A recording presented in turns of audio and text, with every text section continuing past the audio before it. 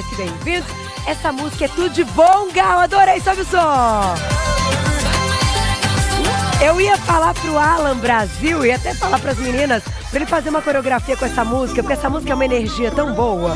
Pra começar o programa, pra gente começar com Alto Astral, peço desculpas mais uma vez, minha voz ainda não voltou, mas tá tudo certo, gente. O mais importante é estar assim bem, é só um probleminha de voz que aos poucos vai se resolvendo. Morar em São Paulo não é tão simples, mas olha, programa hoje, se você perder um minuto, você vai se arrepender. Ele tá lindo do início ao fim, te convido, viu? Ficar junto com a gente que essa quarta-feira promete. Aliás, é quarta-feira, né? Já se aproximando. Quarta com cara de quinta, com cara de sexta, porque essa semana tem feriado, Páscoa tá chegando, Semana Santa tá aí e a nossa culinária eu tenho certeza que você vai gostar muito, viu? É uma ideia bem legal pra esse feriadão que tá vindo. Agora, quer ver que vai rolar?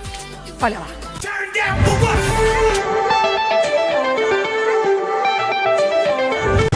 São diversos os motivos que podem acarretar um problema no coração, como a má alimentação, falta de exercícios e até mesmo problemas hereditários.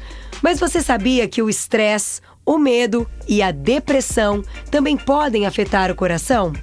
Hoje recebemos o cardiologista Dr. Hélio Castelo, que vai explicar tudo sobre o assunto. Agora, quem também está muito bem e sempre que vem aqui arrasa, e hoje o papo é sério, por isso eu te convido a curtir com a gente, participar e vamos tentar entender todo mundo junto esse momento que a gente está vivendo. A gente vem falando disso ao longo das pautas e ao longo dos dias, durante a semana passada. A gente vive um momento político sério. Isso mexe com a vida de todo mundo. Acordar e depois ir dormir, ouvindo a palavra crise, ouvindo a palavra corrupção, ouvindo a palavra... Tudo isso tem mexido com a vida de todo mundo. E eu vou receber queridíssimo Dr. Hélio Castelo. Bem-vindo. Sempre, você também está ótimo. Sempre bem, sempre sorrindo. Agora, e não é fácil o que ele enfrenta todo dia. Eu quero abrir até a nossa pauta te perguntando o seguinte. Nessas 2 semanas, 3 semanas, bom, tudo isso que vem acontecendo, que a cada momento fica mais intenso, fica mais sério e tá mudando muito rápido, né? Tá acontecendo, as coisas acontecem muito rápido, a gente recebe... Novidade, né? Saiu não sei o que lá, descobriu não sei o que, olha... A gente acompanha a notícia, a gente trabalha em televisão e não se preocupe, se tiver qualquer notícia que seja de extrema importância, eles entram ao vivo, o jornalismo da TV Gazeta entra ao vivo no Você Bonita. Doutor Hélio, o número de pessoas com problemas nessas últimas semanas, até com infarto, enfim, com problemas do coração e etc., aumentou. Você se deparou com situações aí mais graves nesses últimos dias, como médico falando do que você tem visto? Carol, não dá para eu te dar uma estatística disso, mas a gente tem percebido assim, muita gente no pronto-socorro com crises de hipertensão, que é uma das coisas que é desencadeada pelo estresse, né? Dores no peito, e tem outras que tem outro órgão como... Afetado. Outro órgão afetado. Tá. Então, dores no corpo. Na mulher é muito comum a fibromialgia, que é uma dor no corpo todo, né? Por uma tensão, isso altera o nível hormonal e dói. Então, essas coisas estão acontecendo com mais frequência, sem dúvida. Com mais frequência. Eu tinha certeza que você ia dizer isso, porque olha, o que as pessoas estão estressadas não é brincadeira, né? E por isso o título da nossa pauta, você está vendo aí? Como o estresse, o medo e a depressão podem afetar o nosso coração. Afetam diretamente? Diretamente, porque você tem, como eu te falei, aumento da pressão arterial, tá? Você aumenta um hormônio que chama cortisol, que é o nosso hormônio do estresse, né? Então, quando a gente acorda de manhãzinho, o cortisol está lá embaixo. E ele que te acorda, na verdade, vamos dizer assim. Ele e uma série de coisas, mas... E aí ele começa a aumentar. Esses indivíduos, quando você mede, ele mantém esse cortisol alto o tempo todo. Tá. Então, o cortisol é como se fosse o corticoide que a gente dá em remédio, que a gente mesmo produz. Esse cortisol aumenta colesterol, triglicérides, se ele fica muito alto. Ele é necessário para nós, mas se ele fica muito alto, aumenta o risco de desencadear diabetes ou piorar a diabetes. Tá. Então, quer dizer, tem uma série de coisas. Adrenalina, que todo mundo fala, adrenalina está a 1000, né? Quando tem as baladas. Na balada tudo bem, mas o problema é fora do dia a dela, dia, né? No dia a dia. Então, a adrenalina alta também aumenta a contração dos vasos, com isso aumenta também o risco cardiovascular. Olha só. Então, é um monte de coisa. E é uma coisa que vai virando assim, vai derrubando outra. É, né? vira uma bola de neve, né? Hoje nós sabemos que cerca de 5 a 10% das pessoas passam por uma crise de depressão por ano. Sério? Pelo menos uma crise. Olha só, que não tem então uma depressão, digamos, diagnosticada como uma doença que permanece, mas tem um período de Tem um período de depressão, ou depressão mesmo permanente. Tá. A gente sempre pensa na depressão como um indivíduo que está chorando no canto, angustiado, né? Só dessa forma. Uhum. Mas tem uma coisa interessante, alguns estudos mostram que os homens, principalmente, eles manifestam a depressão às vezes diferente, e geralmente com uma doença cardiovascular. Jura? Mais do que a mulher. Que loucura, É loucura. gente, que perigo! Então, muitas vezes o homem, ele mostra a depressão ou com uma pressão descontrolada, ou com uma dor no peito, ou com AVC. Então, isso pode acontecer. Você pensar 5 a 10%, é como se a gente tivesse, no nosso país, de 10 a 20 milhões de pessoas tendo uma crise de depressão por ano. É muita gente. É muita gente. E a crise não é tão simples. A gente vai começar a colocar aqui, então, algumas causas, né, Mar? Vamos começar pelas causas, daqui a pouquinho a gente tem os ilustras em vídeo também. Vamos lá. Diabetes descompensada. A diabetes, como todo mundo sabe, mas vale a pena falar, é aumento da glicemia, aumento do açúcar no sangue. Né? A diabetes é uma doença geralmente relacionada à genética, hereditariedade, por queda da insulina, que é um hormônio produzido pelo pâncreas. Só que em momentos de estresse, seja o estresse do dia a dia, ou um estresse cirúrgico, qualquer outro estresse, ela aumenta a chance de se compensar por aumento da produção daquele hormônio que eu te falei e outras coisas também. Mesmo que esse indivíduo cuide, que coma direitinho, que Mesmo esteja assim, fazendo as medições, como está na ilustração. Tendência a descompensar. Que interessante. A descompensação de diabetes faz com que acumule mais gordura nos vasos e aumenta a chance de infarto. Então, ponto número 1, diabetes descompensada. Número 2, vamos lá. Aumento da coagulação sanguínea. Isso é outra coisa também, quer dizer, com o estresse, com o aumento do cortisol, com o aumento da adrenalina, nós temos duas coisas. Que as células do sangue, que são essas bolinhas aqui, principalmente as plaquetas, elas têm uma tendência mais a se agregar, que a gente fala. Tá. Elas são a rolha que a gente tem. Então, quando você faz um corte, é ela que vai tampar para não sair todo o sangue pelo buraquinho lá. Tá. Então, elas tendem a agregar. Além disso, os vasos se contraem. Quando os vasos se contraem, diminui o calibre. Então, diminuindo o calibre, já é difícil passar o sangue. Se as células grudam, então aumenta a chance de formar pequenos coágulos. Olha e esses coágulos podem entupir qualquer artéria do corpo. Isso só o fato de liberar, então, cortisol, de estar estressado, O acontece tudo estresse junto. pode levar Pode isso. levar ao aumento Pode da aumento coagulação. da coagulação. Vamos para o próximo. Coisas que a gente não para pensar, né? Ah, não, mas tá tudo bem comigo, fui no médico, fiz eletro, tá tudo ótimo, e de repente isso está acontecendo.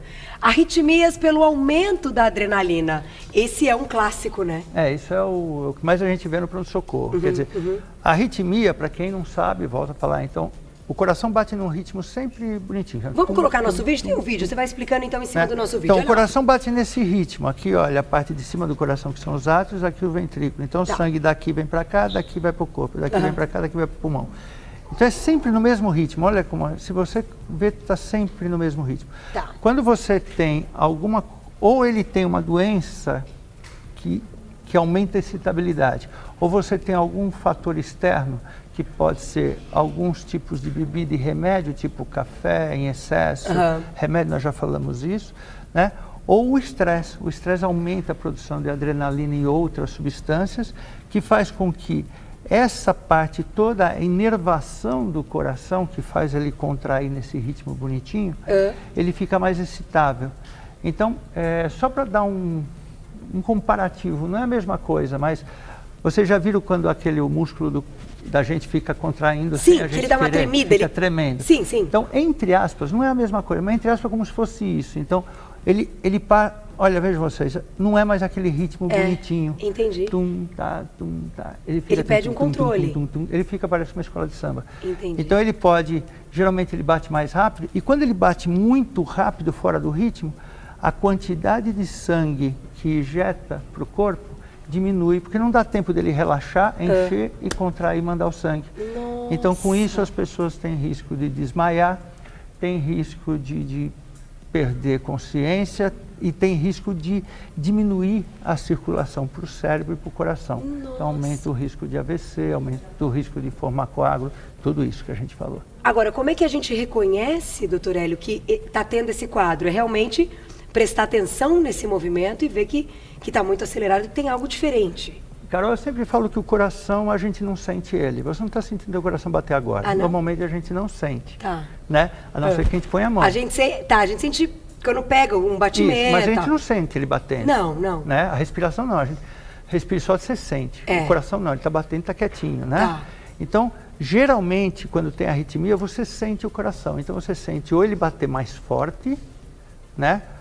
Não vou falar aquilo lá que você subiu a escada e sente. Era isso que eu ia dizer, não dá para confundir. Fiz uma atividade física intensa e está no batimento alto. Você está quietinho, em repouso, de repente o coração ou bate mais forte, ou ele começa a bater muito rápido e descompassado. Tá. A pessoa percebe e geralmente acompanha cansaço, falta de ar, pode ter tontura e até perda de consciência, como eu te falei, e eventualmente dor no peito. Esses são os sintomas mais comuns. Sentiu, corre para o hospital, como você sempre disse. Hospital, na hora.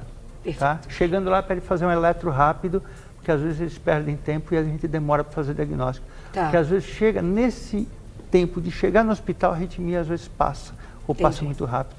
Então a gente tem que pegar o diagnóstico. Olha, gente, é importante então saber reconhecer, porque às vezes a gente olha, eu imagino o pessoal de casa, assiste alguma pauta aqui no Você Bonito e fala, parece técnico, e na verdade é o inverso, na verdade é passar o conhecimento, o pessoal entender e saber reconhecer.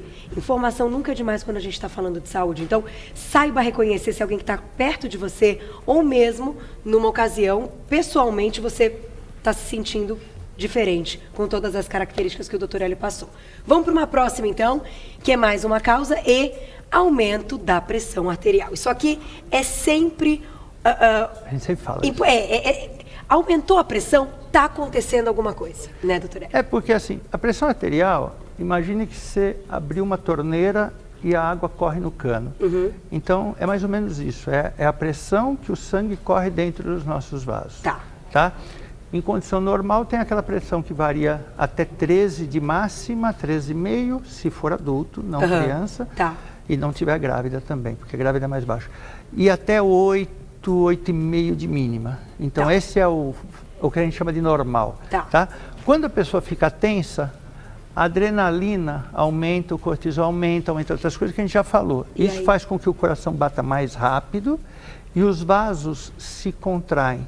Então imagina que a torneira está aberta mais forte, aquela torneira que eu falei, só que o vaso diminui de calibre, é uma questão física, aumenta a pressão dentro. Tem vídeo também para ilustrar, olha como isso acontece, vamos colocar na tela. Aumentando a pressão dentro, Carol... Que bonito esse vídeo. Bonito, esse é o coração e aqui são as artérias coronárias.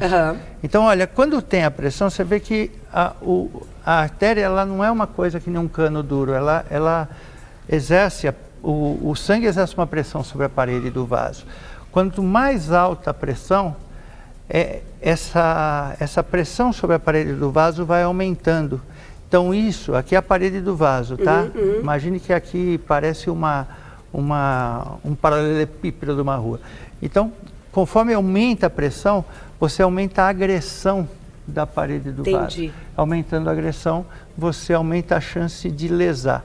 Com isso, aumenta a chance de AVC e aumenta a chance de infarto. E tudo isso acontece, então, doutor Hélio, quando nós estamos estressados, quando alguma coisa... É um fator de risco. É um fator de... Tal coisa aconteceu, estou ali, não sei o que fazer, recebi uma notícia X que aquilo estressou, então a gente está vivendo um momento político que eu citei no início, pode ser um evento que estresse, no trabalho, uma demissão. Nossa, isso é muito comum hoje, né? Então, o que tem acontecido muito, perda de ente querido, enfim, diversas situações que tiram a gente do controle. Sem dúvida. Eu vou colocar uma perguntinha do público e daqui a pouquinho eu vou deixar uma pergunta minha, na verdade eu vou deixar agora, que é até para todo mundo pensar, que é o seguinte, como médico, também como homem, como humano, né, que também tem todos esses sentimentos, como qualquer outra pessoa, eu queria que depois você desse assim uma dica. que hoje pode melhorar um autocontrole? O que hoje que você enxerga na medicina e que talvez você passe para os seus pacientes que estejam aí numa recuperação, até pós-cirúrgica, né? Para manterem o controle. Porque é muito difícil manter controle, gente. Né? Hoje, com a quantidade de informações que a gente recebe, com a quantidade de coisas que acontecem ao mesmo tempo, a gente sai do controle. Ah, sem dúvida. Então, olha o quanto é importante a gente saber voltar, saber ficar bem para tomar qualquer decisão ou para entender o que está acontecendo, para não passar por tudo isso que você explicou até agora. Já vai responder mais perguntinha do público também na tela. Vamos ver quem escreveu pra gente. Olha lá. Ai, que linda, Bruna. Um beijo, adorei a foto. Dormir mal durante a noite também pode prejudicar o coração. Tantas coisas que a gente está falando e, claro, com tanto estresse, quem é que dorme bem, doutor Hélio? Difícil, hein? Você já me conta tudo. Tá Volto bom. já. Doutor Hélio, deixamos uma pergunta legal da Bruna. Que, poxa vida, quando a gente conversa com as pessoas, quer ver? Vou fazer uma rápida... como é que se diz? Enquete aqui com os meninos. Olha lá, a Bruna perguntou: dormir mal durante a noite pode prejudicar o coração? Quem aqui, meninos, quem tá aqui no estúdio, todo mundo, tem dormido bem? Só o Rogerinho. Sidney, você dorme bem? Você dorme bem, Tim? Tá. Enéa, você tá ali no mais ou menos. Ninguém mais levantou a mão e tem um monte de gente aqui. Dormir bem é um negócio complicado. Hoje não é Muito. mais tão simples, né? Porque você fala, ai, dormir é fisiológico, tem um soninho do... Não, não, não.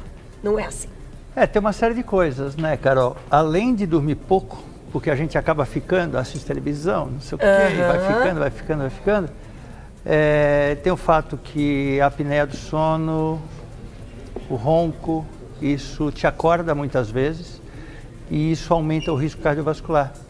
Então hoje a gente já tem feito alguns trabalhos para fazer a pessoa tentar dormir melhor, Tá. porque a gente sabe que isso a médio e longo prazo aumenta o risco.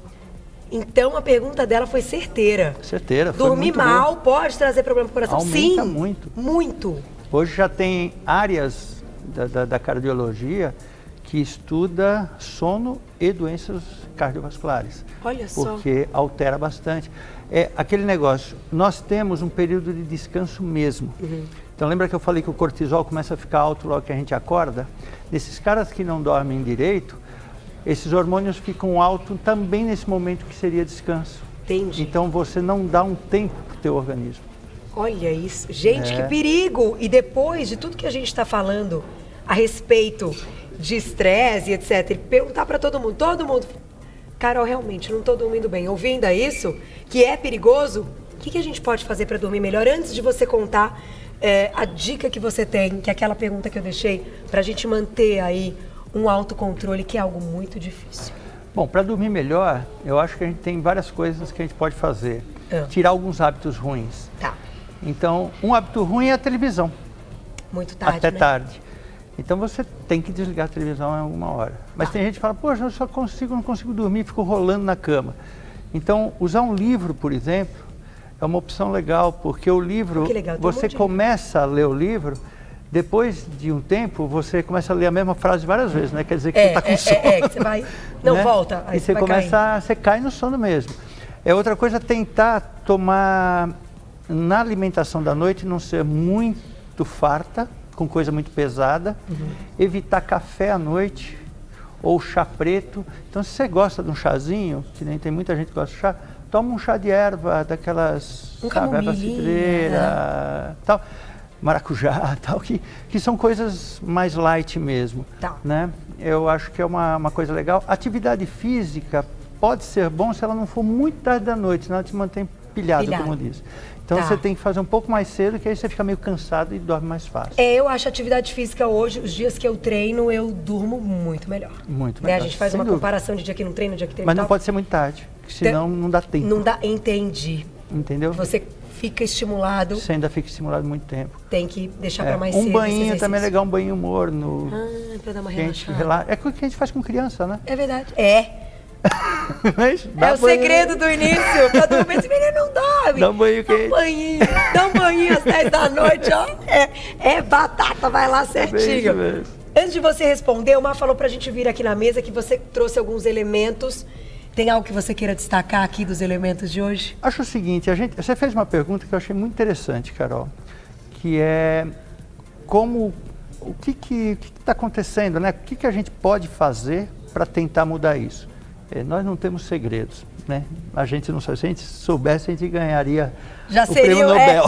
Segredos para ficar bem. Hoje a gente tem feito um coaching com muitos pacientes, né? Uma coisa que, agora essa palavra está na moda, mas na verdade é tentar entender o dia a dia da pessoa. E a gente percebe que muitas pessoas, parece aquele cachorro que corre atrás do rabo, sabe, Carol? A pessoa corre atrás de uma coisa que ela não sabe o que é exatamente. Entendi. Então, eu acho que ela tem que ter um tempo para ela, um tempo para ler um livro, um tempo para ficar com a família, assistir um filme se gosta, ouve uma música, curte um amor. O amor não precisa ser um namorado, não. Namorado, o amor pode ser amor do filho, amor da mãe. Então, tem uma série de coisas que você pode fazer para tentar quebrar a tua rotina. Mesmo durante a rotina, eu sempre falo para os pacientes, sai para almoçar. Não é assim, almoço na mesa, não, sai para almoçar, dá uma volta, conversa com as pessoas, relacionamento. Tá. Então hoje a gente, no tratamento dos pacientes, é muito interessante, porque a gente vai tentando conhecer a vida deles, né?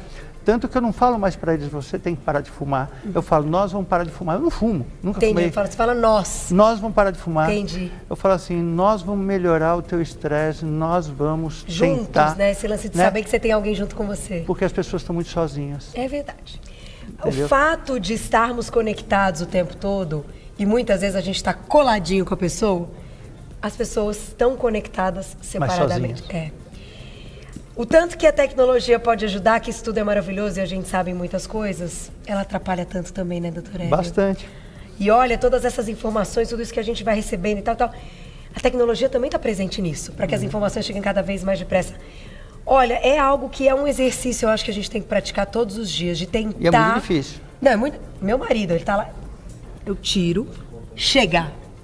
Qualquer dia eu jogo na parede. Por quê? Porque tem o celular do trabalho. Trabalha 9, 10, não, peraí, deixa eu só responder.